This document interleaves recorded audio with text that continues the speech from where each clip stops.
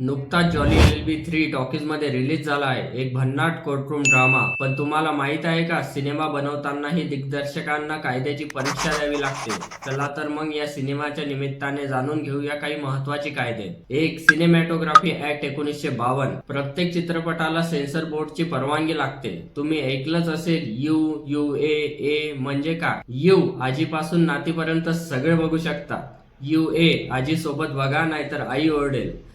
ए गुपचूप बघा, पकडले तर बाबाच्या चपला मिळतील. 2, कॉपीराइट ऍक्ट 1957. गाणी, डायलॉग, स्क्रिप्ट हे चोरलं तर गुन्हा आहे. म्हणजेच तुमसे ना हो पाएगा डायलॉग तुम्ही इंस्टाग्रामच्या स्टेटस मध्ये टाकू शकता, पण त्यावरून चित्रपट बनवला तर जेल पक्की. 3, डिफेमेशन कायदा. चित्रपटात कोणाचं नाव खराब झालं तर मानहानीचा केस. म्हणजे खलनायक असला तरी त्याला रिअल लाईफ मध्ये खलनायक म्हटलं तर थेट नोटीस. 4, IT ऍक्ट आणि ओबेसिटी लॉ. OTT वर रिलीज करताना जास्त मसाला टाकला तर पोलीस थेट डोरबेल वाजवतील. नमस्कार, चला पोलीस स्टेशन. तर मित्रांनो, जॉली LLB 3 मध्ये कोर्टाचा ड्रामा बघायला मिळणार, पण खरं तर बॉलिवूड वाल्यांनाही कोर्टात हजेरी लावावी लागते. म्हणून सिनेमा एन्जॉय करा, पण त्यामागच्या कायद्याचं महत्त्व विसरू नका. आता तुमच्यासाठी प्रश्न, जर तुम्हाला सेन्सर बोर्ड व्हायची संधी मिळाली तर पहिला कोणता चित्रपट बॅन करा?